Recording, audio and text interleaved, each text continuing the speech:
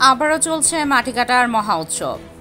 জানা যায় রাতের আধারে কিছু অসাধু ব্যবসায়ী রাত গভীর হলেই নেমে যায় গোমতীর চরে। তবে এই মাটি খেকোড়া এমনই রাক্ষস এবং শক্তিশালী অন্যের জমি দখল করে শুরু করেন মাটি কাটা, এবং তারা নিজেরাও জানে না কার জমির মাটি কাটা হচ্ছে এবং এতে মানুষের কতটুকু ক্ষতি হচ্ছে। তারা শুধু জানে মাটি বিক্রি করে লাখ টাকা ইনকাম কিভাবে করা যায়। গত বছর ভারী বর্ষার কারণে কুমিল্লার বিভিন্ন অঞ্চলে অনেক মানুষের ক্ষয়ক্ষতি হয়েছে এবং এরপর কিছুদিন মাটি কাটা বন্ধ থাকলেও তারা আবারও শুরু করেছেন মাটি কাটা।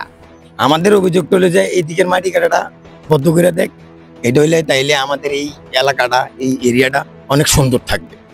আর কুমিল্লা এই এরিয়া সুন্দর থাকলে এই এরিয়াতে এই কিছুদিন আগে যে বন্যা হলো, বন্যার আগে কিন্তু এইসব জায়গাগুলা অনেক গাত্ত ছিল।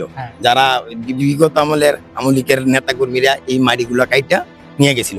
এখন কিছুদিন কিন্তু এই বন্যার কারণে কিন্তু অনেক মাটি আমাদের কুমিল্লাতে কিন্তু এখন আবার ভরাট হইতেছে। এখন আবার যদি তারা এই কাইটটা নিয়ে চলে যায় তাহলে এটা বেশি হইতে। কুমিল্লা গোমতী নদীর পার কাপ্তান বাজার ভাটপাড়ার মধ্যাংশ জায়গায় মাটি খনন করে ব্যবসা করছে মাটি ব্যবসায় স্থানীয় কয়েকজন। এই সংবাদটি কুমিল্লা ক্রাইম বার্তার সাংবাদিককে মুঠোফোনে জানান। আপনি কি সিএম ভাই বলতেছেন? সাংবাদিক ভাইয়া, আমি বাটপাড়া কাপ্তান বাজারের মাঝখান থেকে, মানে আমি একজন বাসিন্দা আর কি, আপনার কাছে কিছু অভিযোগ নিয়ে আসছি আর কি। বলেন, কি অভিযোগ?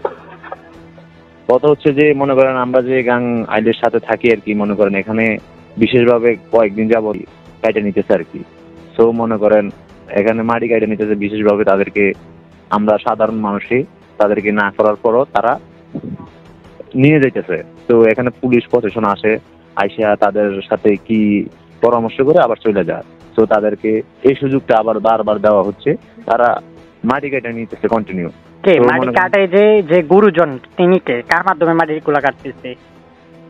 মাইনুর নামে একজন ব্যক্তি আর কি। তো আমি সামনে শুরু হইতে চাইতেছি না, বিশেষভাবে আমাদের ব্যাপারে হুমকি হামকি আসে। মনে করেন আমরা তো নর্মাল ফ্যামিলি, আমরা চলাফেরা করা লাগে। পরে সরেজমিনে গিয়ে দেখতে পায় এই মাটি কাটা শুরু করেছেন বেশ কিছুদিন ধরে।